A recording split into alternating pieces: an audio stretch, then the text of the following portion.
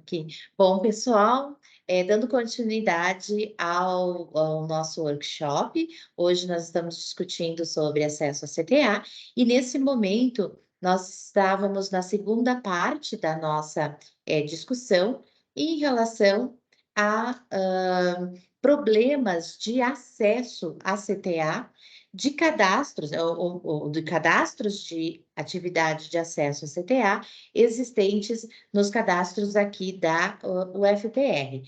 Nós tivemos uma queda de energia no Centro Politécnico da Universidade, de onde a transmissão para o YouTube estava sendo gerada.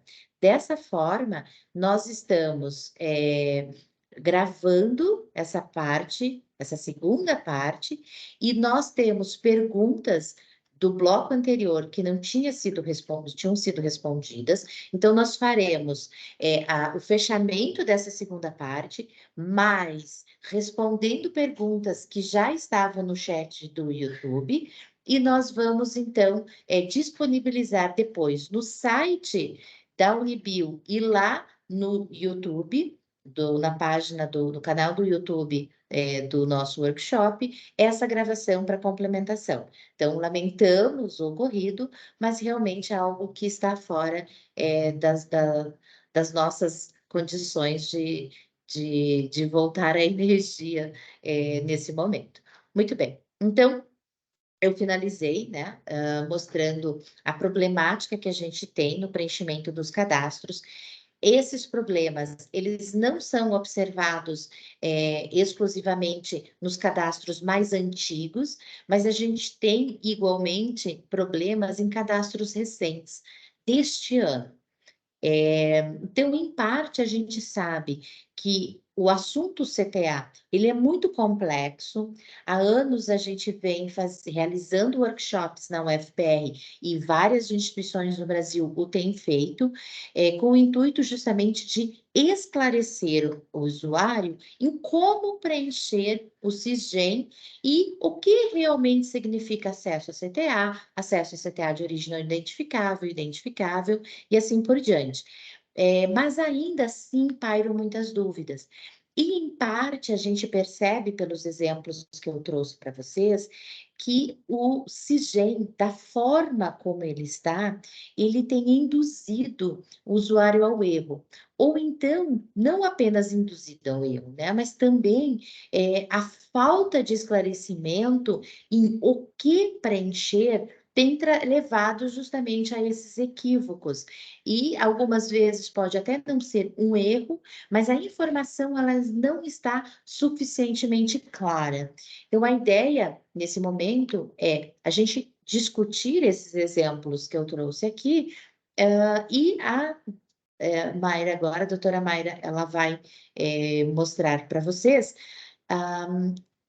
uma vez que esses problemas do SISGEM, do sistema, eles já foram há um bom tempo detectados, um grupo de trabalho, né, o GT-SISGEM, que a Mayra, inclusive, já comentou, se debruçou na tentativa de melhorar essas perguntas e trazer informações que esclareçam o usuário o que preencher, o que realmente aquela pergunta significa, tá? Então, doutora Mayra, por favor.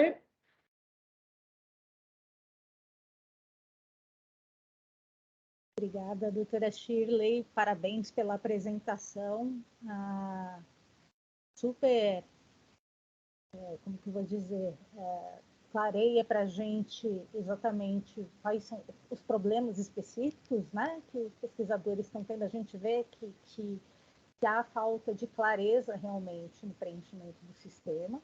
Vou até pedir depois que você compartilhe comigo aquela apresentação para a gente fazer, propor as melhorias, além dessas que já estão propostas pelo GT-SISGEM, continuar melhorando nos cadastros no Departamento de Patrimônio Genético, né, no Ministério do Meio Ambiente. E então eu vou projetar agora também alguns slides da minha apresentação para mostrar algumas sugestões de mudança no sistema como ele está hoje nos cadastros de acesso a CTA do CISGEM, para tentar melhorar essa compreensão e esse preenchimento por parte aí dos usuários. Vou compartilhar, tá?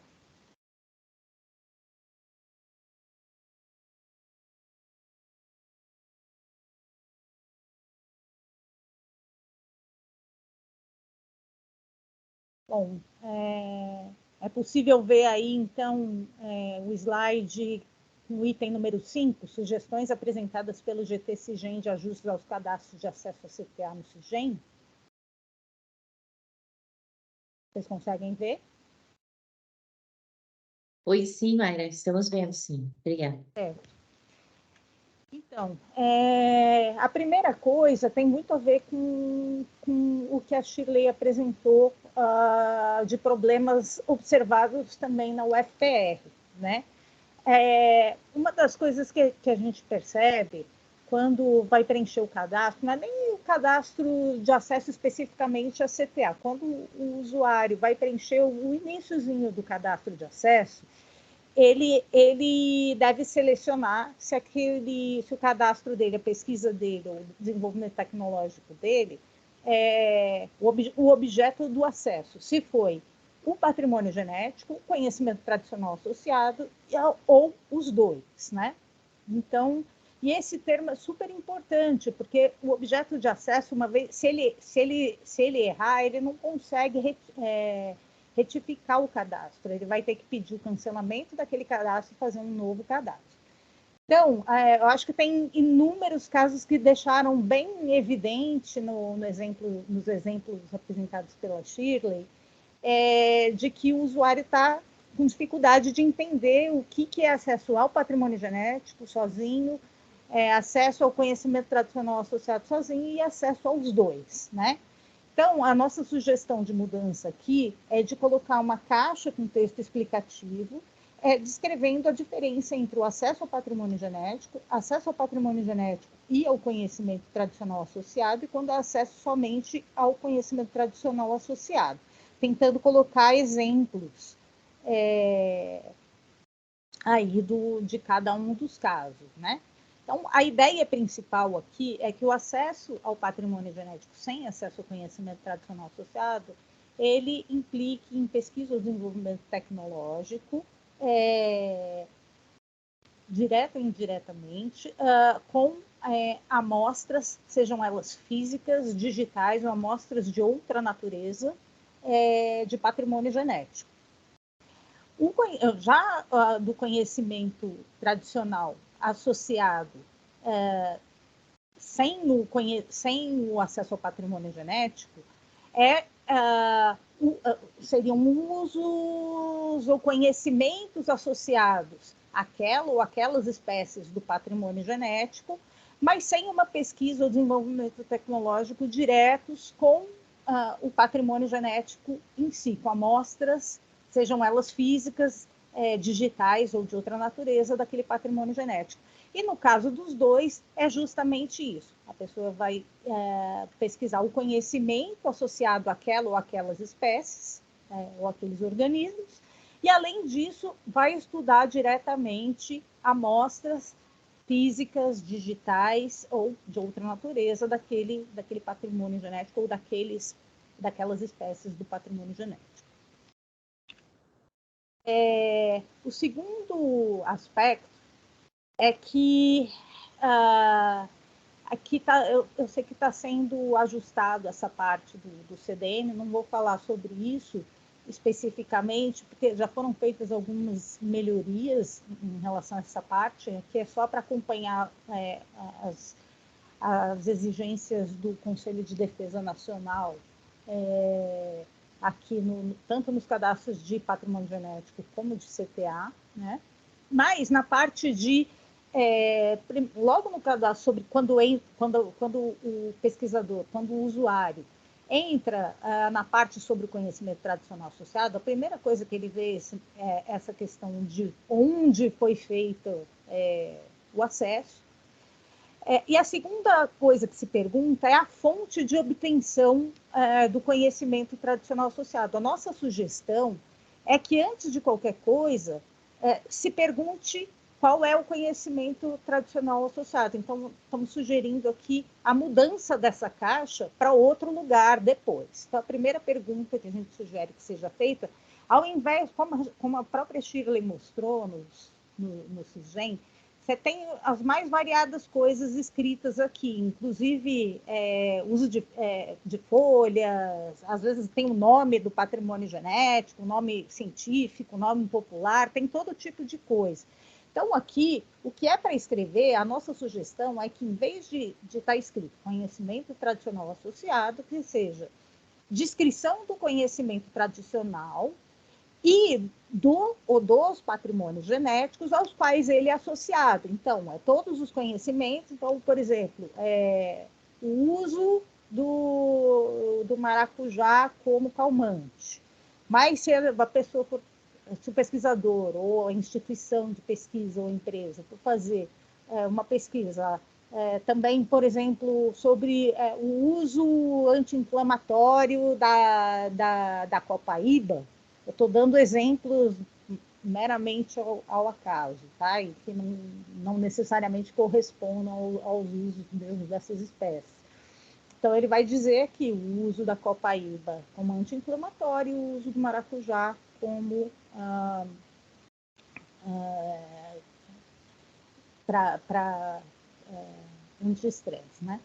E aí, na parte do patrimônio genético, também a Shirley mostrou que muita gente diz, e aqui tem um exemplo, que o usuário escreveu energia elétrica. Energia elétrica não é patrimônio genético. Em outros casos, eu lembro de um exemplo que a Shirley acabou de dar, de amostras de DNA. Então, aqui, o que precisa escrever é exatamente o nome da espécie ou do organismo aos quais o patrimônio, aos quais o conhecimento é associado. No caso de acesso só ao conhecimento tradicional associado, de cadastros de acesso só ao conhecimento tradicional associado, é óbvio que não se vai exigir dos pesquisadores que se coloque o nome científico da espécie que está se pesquisando. Inclusive, como a própria Joana tinha feito a pergunta, nesse caso, ele vai poder escrever aqui o nome do patrimônio genético, por exemplo, o nome da espécie, ou de planta, ou de animal, ou etc.,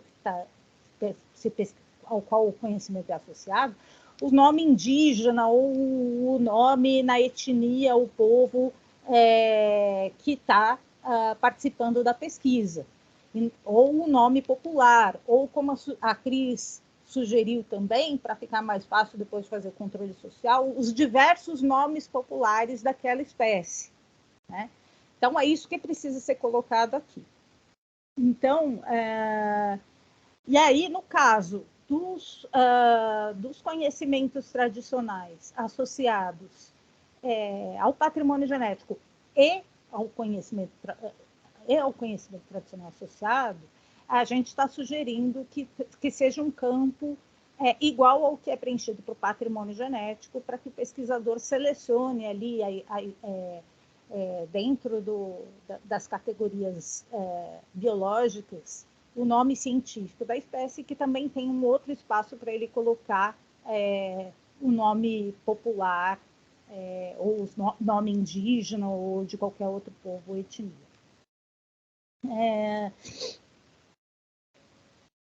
E aqui a gente sugere também a construção de uma caixa de texto explicativa, dizendo como esse patrimônio genético deve estar especificado, né?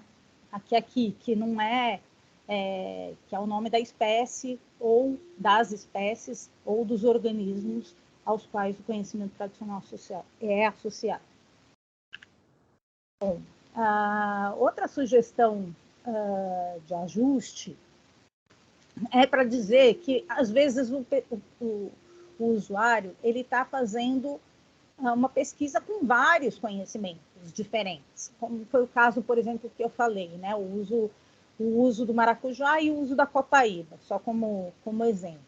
Então, para ele não colocar tudo num só cadastro, que também depois dificulta fazer o controle social e fazer a fiscalização, existe esse botão adicionar mais. Então, ele pode primeiro escrever todas as informações sobre um primeiro conhecimento tradicional associado, por exemplo, aquele uso calmante do maracujá.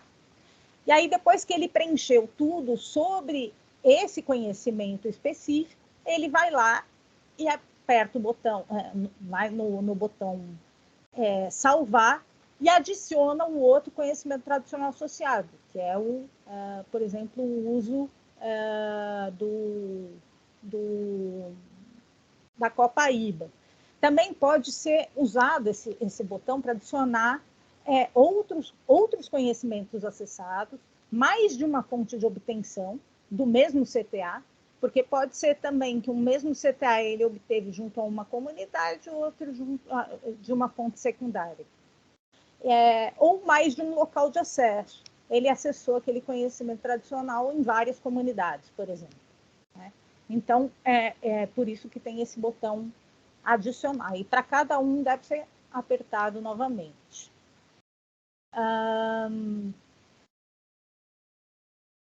E aí, a questão da fonte de obtenção do conhecimento tradicional associado. Né? Esse botão aqui é um dos perigosos que pode induzir o usuário ao erro.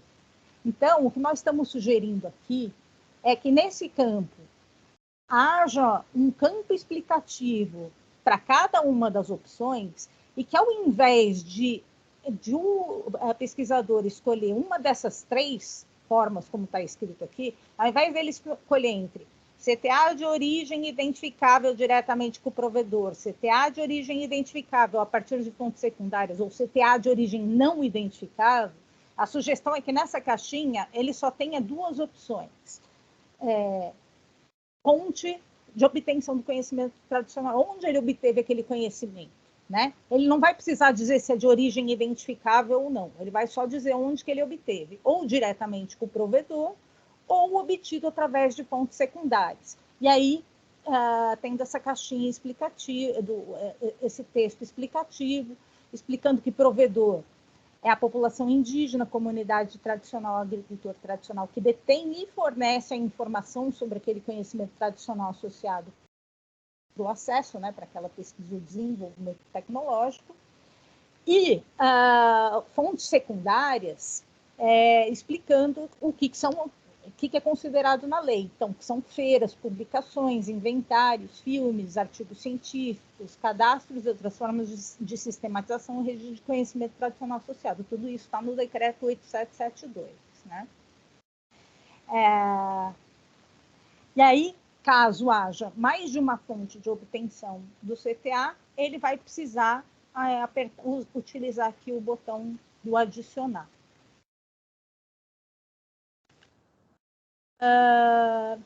Outra coisa, no detalhamento da fonte secundária, muitas vezes coloca assim, publicação científica.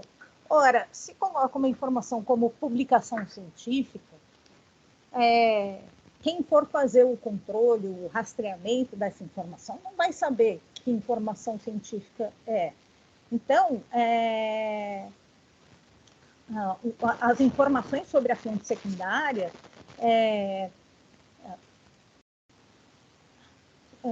de obtenção da informação devem ser solicitadas antes da descrição do provedor.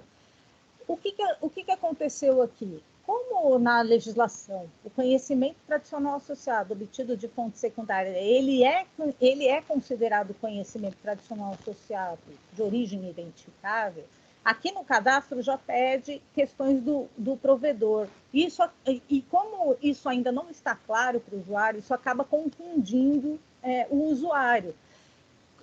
E aí, por isso que ele acaba, em vez de colocando CTA de origem de fonte secundária, CTA de origem identificável obtido diretamente com o provedor, ele vai lá e coloca de origem não identificável. Né? Então, por isso que acaba levando à indução do erro. Então, a gente sugere aqui que essa parte toda aqui seja colocada antes das informações sobre o provedor daquele conhecimento. Bom, aqui a gente só pede uma correção, porque não foram colocados os dados nessa caixinha sobre a fonte secundária, os tipos de fonte secundária. Ele não foi colocado todas as questões previstas no decreto, então a previsão aqui é que coloque todos as possíveis fontes secundárias de obtenção da informação, né? Feiras e mercados, meios de comunicação audiovisual, inventários, outras formas de registro, de sistematização e registro, bancos de dados, cadastros, etc. E aqui, finalmente, a parte da identificação completa da referência e localização da fonte secundária, que era aquilo que eu estava falando no outro cadastro, me confundi, né? no outro slide. Se ele simplesmente coloca lá publicação científica, ninguém consegue descobrir onde que está aquela informação. Então, é preciso que nessa parte sobre identificação da fonte secundária seja dada a referência bibliográfica completa de onde ele obteve.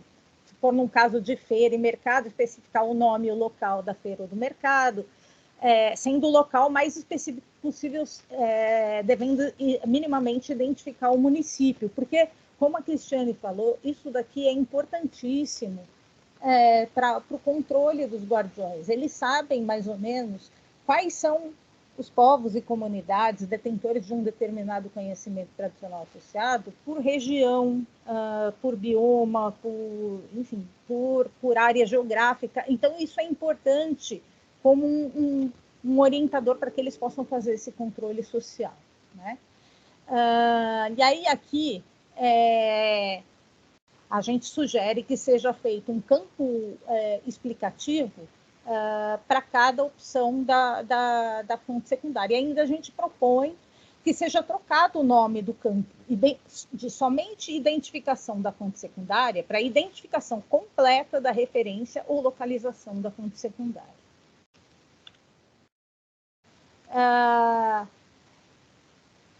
E aí, aqui na forma como está no SISGEM hoje, estava, no caso quando vai para a parte do provedor, lembrando que o provedor é pelo menos um coletivo representativo de povo indígena, de povo e comunidade tradicional, de agricultor tradicional, que detém que é guardião daquele conhecimento e que está provendo, que está concedendo o acesso, né? Então, aqui, a forma como está assim, identificação do provedor do conhecimento tradicional associado. Nossa sugestão é de colocar identificação do segmento social provedor do conhecimento tradicional associado. E aí, em vez de escrever o nome, ele já vai direto para essa caixinha, que dizia aqui de novo provedor, para o usuário identificar se ele está fazendo o segmento social mais amplo a que pertence aquele guardião, guardiã, população indígena, comunidade tradicional ou agricultor tradicional. Além, claro, do município do provedor, porque isso é um aspecto indicativo. A gente também sugere colocar uma caixa de texto, lembrando que o CTA é de origem coletiva e que a obtenção do consentimento prévio informado deve respeitar as formas tradicionais de organização e representação daquele grupo, etnia, povo, comunidade ou agricultor. Bom, e aí o que a gente está propondo é que se o provedor for de um povo indígena, ou de uma povo e comunidade tradicional, ou de agricultor familiar, que sejam feitos formulários específicos, porque tem especificidades de cada um desses grandes segmentos que precisam ser informadas. Isso daqui não é para informar, para controlar, para o Estado controlar o usuário. Esses campos eles são específicos de serem escritos, claro, para permitir a fiscalização por parte dos órgãos fiscalizadores, mas principalmente para permitir o controle social pelos próprios guardiões e guardiãs da biodiversidade. Então, isso precisa ser especificado. Aí, o que a gente está propondo aqui é o formulário específico para quando o provedor for de povo indígena. E lembrem que existe a possibilidade do adicionar o botão no slide anterior, no formulário anterior, para você pode estar fazendo uma pesquisa ou um desenvolvimento tecnológico que pode envolver mais de um povo indígena, ou que pode envolver, eventualmente, um povo indígena e uma comunidade tradicional, ou envolver povo indígena, comunidade tradicional, agricultor tradicional. Existe a possibilidade de adicionar sempre mais de um. Então, o formulário específico para quando o provedor for de povo indígena, o que nós estamos sugerindo aqui é de inserir primeiro um campo obrigatório com identificação do povo ou etnia, com uma caixa selecionável, e aí a gente colocou aqui a lista da FUNAI, mas nós vamos trocar esse nome aqui para lista oficial. Por que nós estamos dizendo para a lista oficial?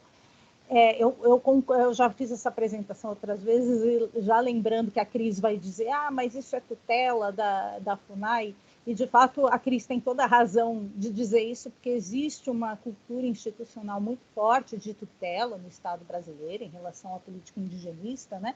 Mas a questão, nesse caso, não é uma questão de tutela. A proposta aqui de colocar uma caixa selecionável com uma lista oficial é porque se o usuário, pesquisador, for escrever o nome do povo ou etnia da forma como ele entende, depois isso não vai permitir que se faça uma pesquisa, uma filtragem muito específica sobre isso. Vou dar um exemplo.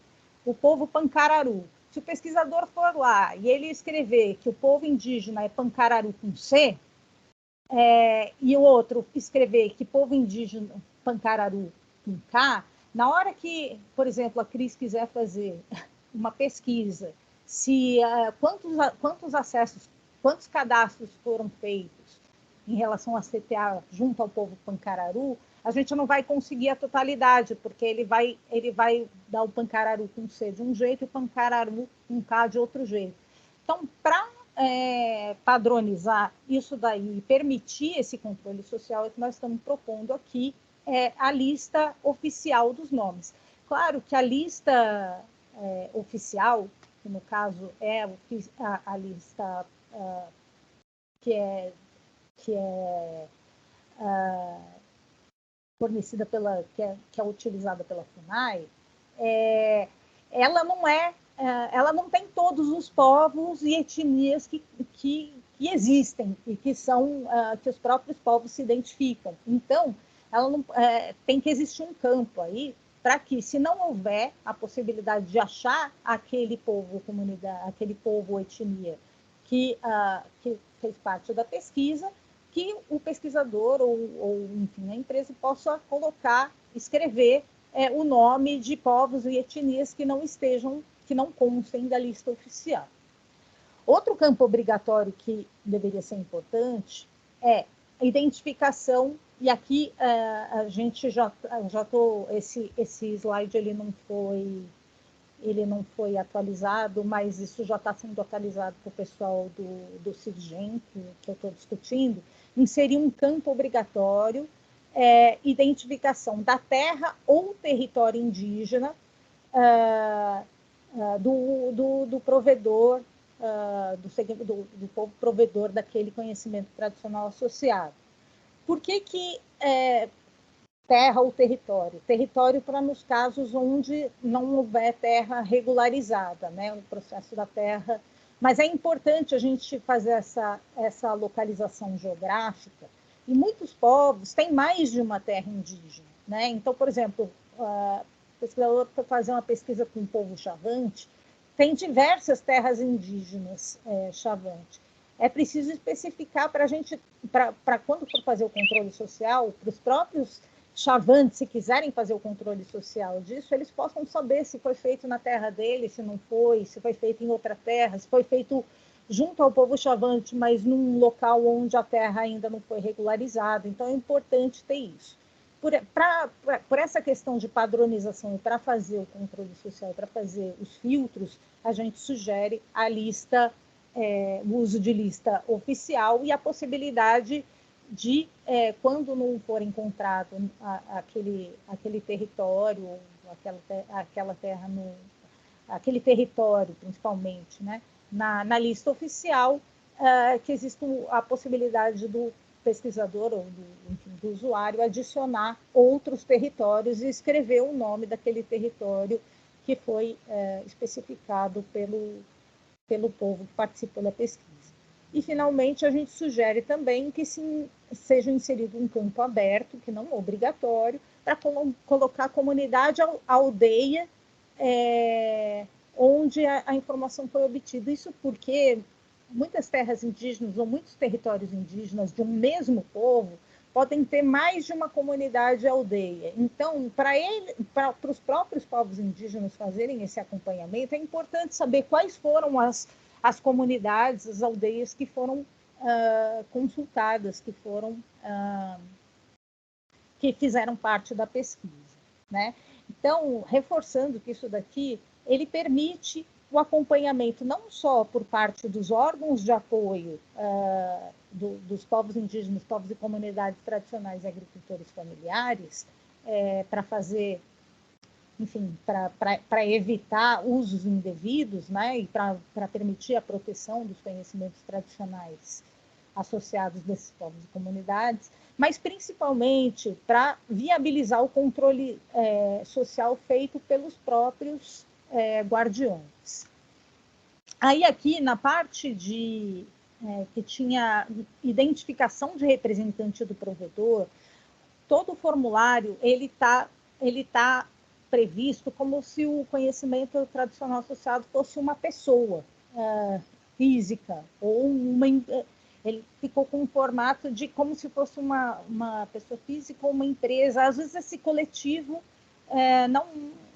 não tem um nome específico. Então, o que a gente está sugerindo é que saia esse termo aí, identificação do representante do provedor, que esse nome da associação ou cooperativa que seja mudado para nome da associação, cooperativa ou organização que representou o coletivo provedor para o acesso ao CPA, assim fica mais claro para o usuário que está se pedindo, né? E que, de uma vez por todas, corte esse item do CPF, que ele é totalmente absurdo.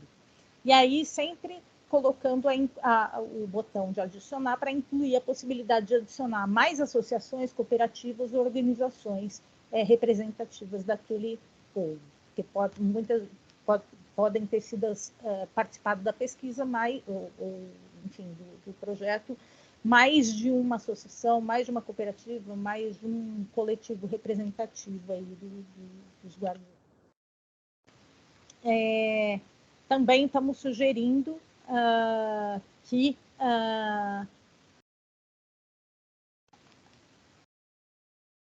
deixa eu ver aqui o F do provedor. Inserir. Nesse caso, já estamos falando do formulário específico para quando o provedor for de povos e comunidades tradicionais. Então, aqui a gente está sugerindo também inserir um campo do segmento ao qual pertence o povo ou comunidade, conforme a sua autodeterminação, devendo incluir a possibilidade de inserir mais de um povo ou comunidade com o botão de adicionar. Aqui também, não está nesse slide, mas a sugestão é que se coloque inicialmente também a lista prevista, tem um decreto que faz parte do PNPCT, Políticas de Povos e Comunidades Tradicionais, que já define que já nomeia alguns segmentos aí para que facilite para o pesquisador, para o usuário identificar aqui. E quando não for possível, a gente vai ter um botão onde ele vai poder identificar qual é o segmento, né? Lembrando que estão aí entre povos e comunidades tradicionais quilombolas, extrativistas, pescadores, enfim, pantaneiros, vários fundo de pasto, tem vários segmentos aí que estão envolvidos.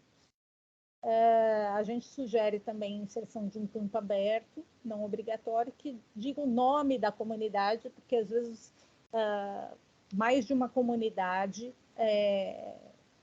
de um mesmo povo, ou de uma mesma etnia, ou de um mesmo segmento foi acionado. E aí, a nossa sugestão também para inserir um campo aberto, não obrigatório, para informações sobre os territórios, etc., desses povos, quando necessário, porque isso ajuda também na possibilidade do controle social por parte desses povos. Aqui a gente sugere a mesma mudança que a gente sugeriu para o formulário dos povos indígenas, né? Possibilidade, o nome da associação, cooperativa, organização que representou o coletivo provedor para acesso ao CTA. E aí, finalmente, o formulário específico para os agricultores familiares e tradicionais. A gente sugere aqui a inserção de um campo aberto não obrigatório que coloque a comunidade. Muitas vezes são comunidades também de agricultores, eles se identificam como comunidade. E aí, nesse caso específico, é o único caso que a legislação ela permite identificação do provedor, no caso de agricultor tradicional, ele permite que seja ou individual ou coletivo, né? Porque como pode ser o agricultor familiar, então é da família. Então, aqui o usuário pode escolher entre identificar uma pessoa ou jurídica como representante do provedor.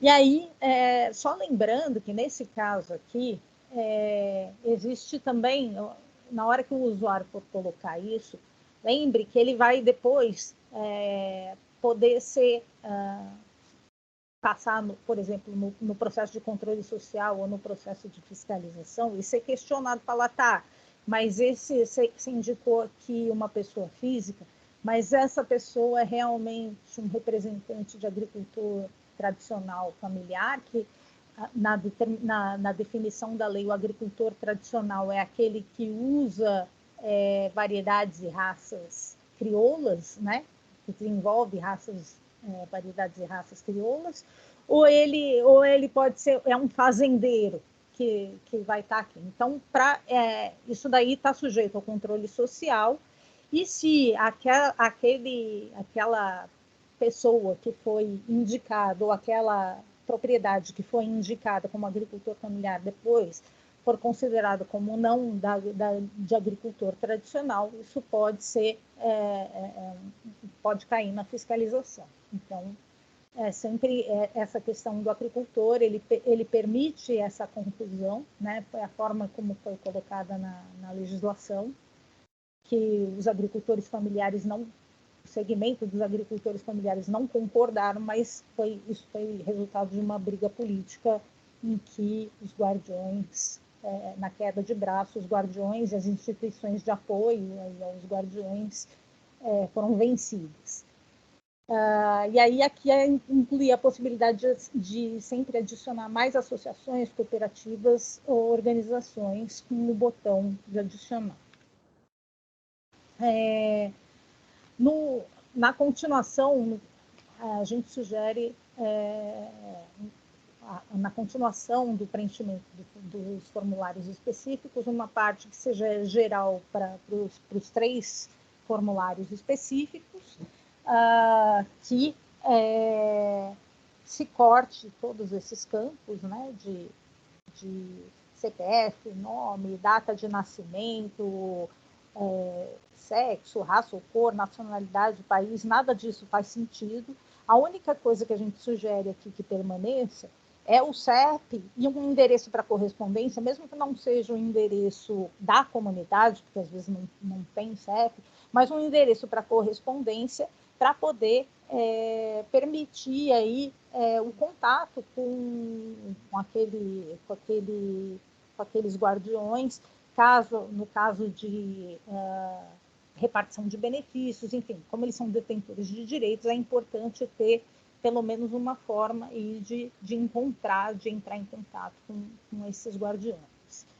Então, e também, como esses aspectos todos que estão aqui, eles não são obrigatórios pela lei, então não existe a necessidade desses campos e a gente sugere, então, a eliminação desses campos todos que estão cortados com um X.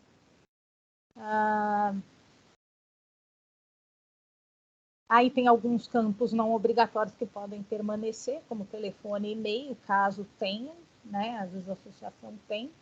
E sobre o consentimento prévio informado, aquilo que a Camila já tinha relatado, a possibilidade de fazer o upload de diferentes formas de comprovação do consentimento, que não seja, atualmente, eu acho que só estavam conseguindo subir arquivos PDF aqui, mas que seja possível fazer upload de diferentes arquivos com diferentes extensões, inclusive arquivos grandes. E aí, no final, sobre o consentimento prévio informado,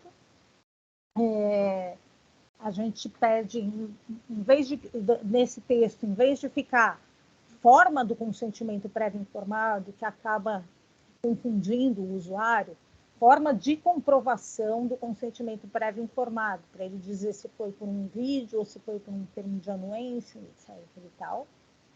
E aí, na hora de fazer o upload, na hora dele selecionar que tipo de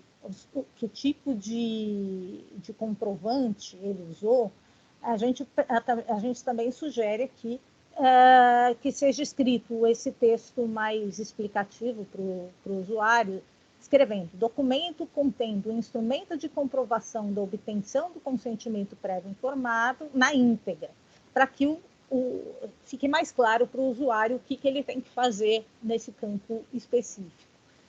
E aí a gente sugere também que seja incluída uma caixa explicativa para explicar cada uma das opções selecionadas. Lembrando que acabou saindo na legislação, contra a vontade, inclusive, de representantes da FUNAI que estavam acompanhando o caso, essa questão de parecer de órgão oficial. A gente lembra que essa posição, isso sim, eu acho que acaba induzindo um caso de tutela, que é totalmente incongruente com a Constituição Federal de 1988 e com o ordenamento jurídico nacional atual, e que essa possibilidade ela só poderá ser usada no caso de exceção, de constar, de tratar de um povo indígena isolado, que eu acho que também vai ser muito difícil de constar num sistema como esse. E aqui falando dos diferentes arquivos que precisam, dos diferentes tipos de arquivos, extensões que precisam entrar aqui para fazer o upload, né?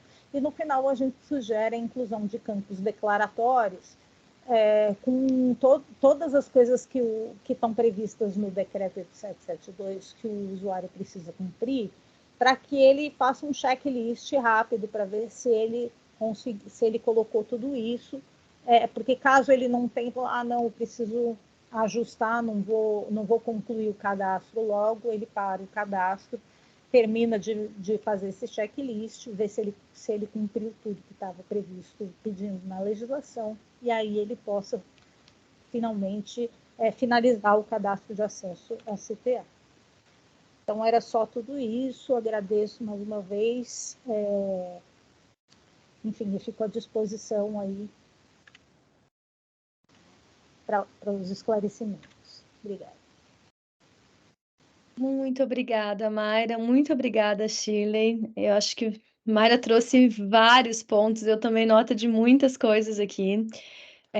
Eu acho que as melhorias que estão sendo propostas realmente vão facilitar muito a vida dos pesquisadores e de alguma forma vai incorporar a diversidade de pesquisas e de abordagens que são desenvolvidas em diferentes linhas, né, Mayra? Você trouxe a questão das pesquisas mais interdisciplinares, das pesquisas mais na linha da antropologia. Então, eu acredito que a primeira proposta, ela tinha encapsulado uma parte dessas pesquisas, mas essas melhorias, com certeza, vão incluir uma série de outras abordagens que tinham ficado, de alguma forma, não bem sustentadas, né, ou bem acolhidas aí pelo sistema. Então, realmente agradeço muito esse olhar já mais sistêmico do processo, né? E eu acho que os avanços que a Shirley tem acompanhado também da nossa, dos nossos cadastros da UFPR, que se fez uma universidade pioneira nesse processo, né, de cadastramento, de entendimento, mais do que isso, né, de trazer a público, de trazer para o coletivo essas dificuldades, as perguntas e as respostas, né, frente ao CISGEM. Eu acho que facilita para todos. Então, uma pena que a nossa gravação caiu, mas que bom que nós temos essa possibilidade de gravar, né, de ter essa parte, inclusive, toda que tu trouxe e que a Shirley trouxe, fixa, né, guardada aqui nessa gravação, para que a gente possa compartilhar também, não só com aqueles que vão acessar o YouTube, mas com outras pessoas que nós temos já o conhecimento das dificuldades quanto ao cadastramento ou à regularização das suas pesquisas perante o CIGEM.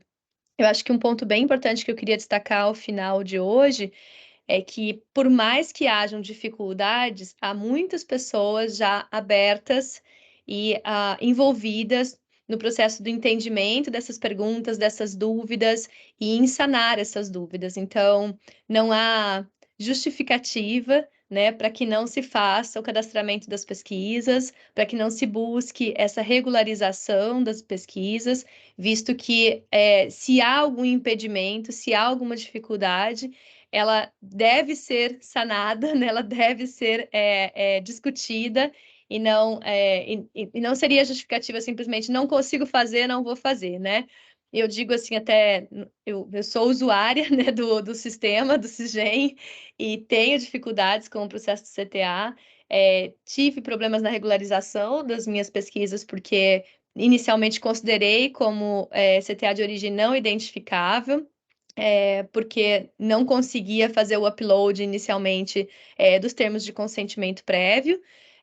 Nesse momento, essa é uma das dificuldades ainda que nós temos. A outra dificuldade é essa questão das datas de aniversário, por exemplo, né, que são dados obrigatórios ali das pessoas envolvidas. Então, é uma dificuldade do sistema. A gente, obviamente, não tem essa informação coletada de maneira correta de todos os usuários, e melhor do que você inserir um dado errado no sistema, é melhor então que não insira, mas faça o cadastro, né? Eu acho que esse é o ponto importante. Faça o cadastro, faça um e-mail, justifique, olha, estou aguardando essa mudança para que eu possa fazer a correção, mas deixe o cadastro já feito, né, encaminhado, porque eu acho que isso demonstra também esse respeito, né, todo o processo que foi construído.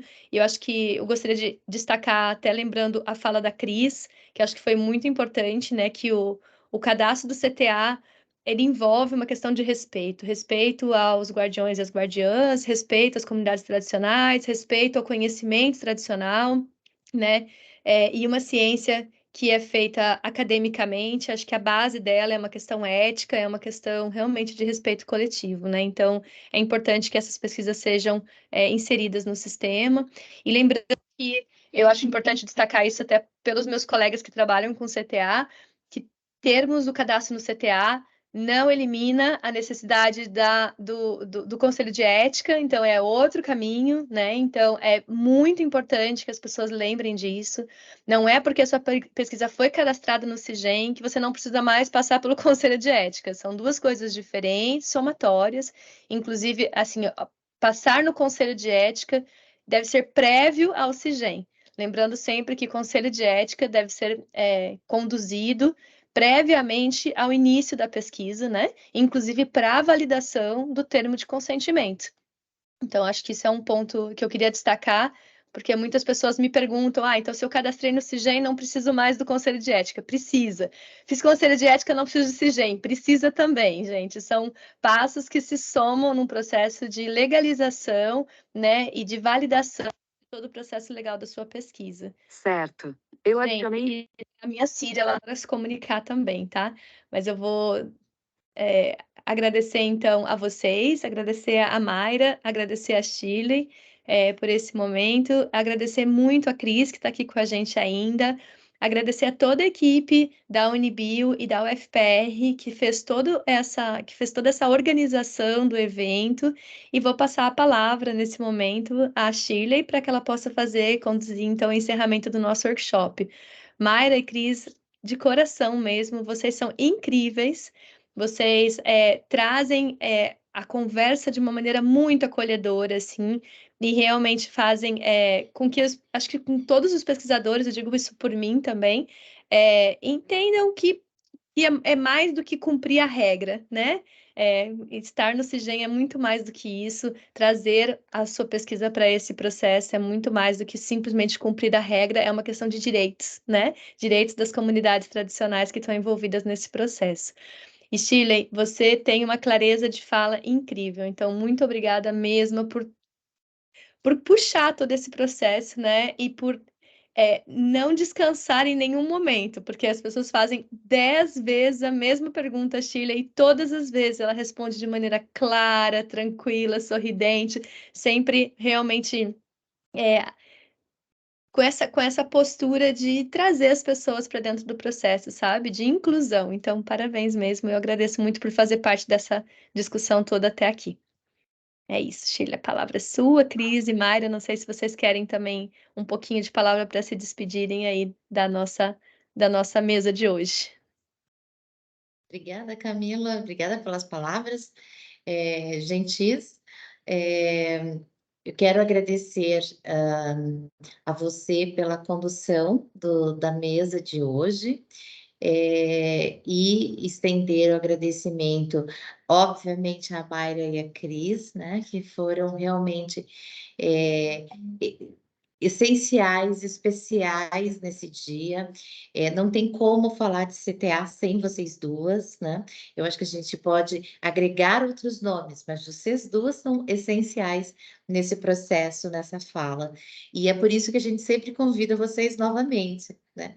Então, agradeço, Camila, pela forma como você conduziu, né, toda a organização dessa mesa, e quero agradecer a toda a comissão organizadora do nosso terceiro workshop CISGEM da UFPR. Nós tivemos vários membros do CARPG, que é o nosso Comitê de Assuntos Relacionados à Biodiversidade, né, na universidade, vários membros envolvidos nessa organização, além dos membros do comitê. Eu quero agradecer especialmente algumas pessoas que sem elas nós não teríamos, né, esse evento sendo realizado, que é a Ana Paula, que é a nossa servidora técnica, que atende aqui junto à Unibio. Ela está por trás, né, de todo o início, organização, execução e depois colocando os vídeos na nossa página. Então, muito obrigada, Ana Paula. E quero agradecer de uma forma muito especial aos alunos que realizaram a transmissão do nosso evento nos 5 dias, né, de evento, desde o dia 30 de março, quando nós começamos. A equipe, nossa dupla dinâmica de Palotina, né, que são alunos de pós-graduação orientados do professor Fernando Leivas, da UFPR, que é o Ailson Dailson e a Daiane, que nos auxiliaram já desde o ano passado e novamente esse ano com as transmissões. Muito obrigada. E esse ano nós tivemos também a colaboração de outros 3 alunos, né? Então, são meus alunos agora orientados também, né, da UFPR, que são o Matheus, a Bárbara e no dia de hoje a Giovana, que nos ajudaram, então, com as transmissões. Sem os alunos de pós-graduação, nós não. A Giovana é aluna de graduação, né? E ela conduziu hoje ainda a transmissão basicamente sozinha. Então, os alunos de graduação e pós-graduação da UFPR, eles têm colaborado de forma exemplar, né, nos nossos eventos, e a eles o nosso mais sincero e profundo agradecimento.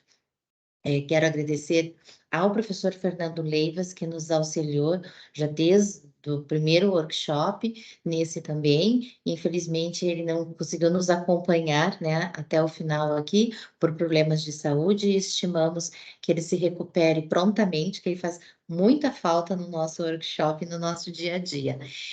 Agradecer ao FPR, a Pró-Reitoria de Pesquisa e Pós-Graduação, ao qual a Unibio é vinculada, por, né, mais este evento, neste ano.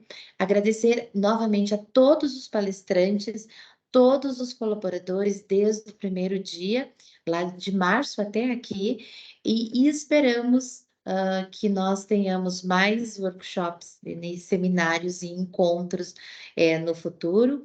No ano que vem, nós teremos provavelmente um grande evento nacional relacionado ao acesso à Lei de Biodiversidade, o acesso a PG e CTA. Então, está sendo organizado aqui um spoiler, né? Espero que não briguem comigo por estar dando esse spoiler, que nós teremos, se tudo der certo, um evento híbrido no próximo ano, esse evento nacional, organizado, então, por um grande grupo, né, de pesquisadores do país, e eu tenho certeza que será igualmente um sucesso, e esperamos que a gente possa, então, a Cris, Mayra e todos encontrarmos pessoalmente nesse grande evento no ano que vem, que é muito melhor, né, do que nós termos que depender da tecnologia, da internet que a hora não funciona, a energia que cai como hoje e acaba atrapalhando o evento. Então, nós nos encontraremos pessoalmente em 2024 para continuarmos a discussão sobre a importância, né, das leis que amparam o acesso ao patrimônio genético e conhecimento tradicional associado, a repartição de benefícios, a defesa dos povos, dos guardiões de CTA, a defesa da biodiversidade brasileira, que por trás de tudo isso é essa defesa que a lei tenta trazer, né? É claro que implica em consequências para a academia, né, que nem sempre são agradáveis, mas a ideia por trás é essa defesa, e é isso que nós também temos que defender. Então, é dessa forma que eu gostaria, então, de encerrar o evento de hoje, agradecendo novamente a todos e passando a palavra, obviamente, novamente para a Mayra e para a Cris, para que façam a despedida do nosso dia de hoje.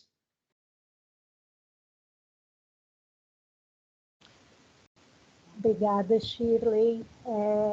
Mais uma vez agradeço a você, agradeço a Cris também por poder participar junto comigo nesse evento. Muito bom poder participar com você, sempre aprendo demais. Agradecer a Camila, agradecer toda a equipe de organização do evento, aos alunos, né, a Giovana, aos que eu ainda não aprendi o nome, ao Fernando, que se recupere logo, que a gente possa se reencontrar também presencialmente. Mas, principalmente, gostaria de dizer que esse evento, parabenizar muito a equipe aí da UFPR, porque esse é um dos melhores eventos, um dos eventos mais didáticos, mais importantes, assim, eu acho que voltado principalmente para o público acadêmico, mas também de extensão, né? De divulgação da legislação, para a gente poder explicar a motivação que vem por trás da legislação, porque a legislação, ela sozinha, na letra fria da lei, como se diz, ela acaba parecendo uma burocracia, uma coisa para amarrar as pessoas, para querer controlar, e na verdade ela tem uma motivação que vai além disso, é isso que a gente decide passar aqui. Então, agradecer e esperar que ainda sejam feitas muitas e muitas edições aí do workshop do workshop do FPR, e sempre contam com o nosso apoio. Obrigada.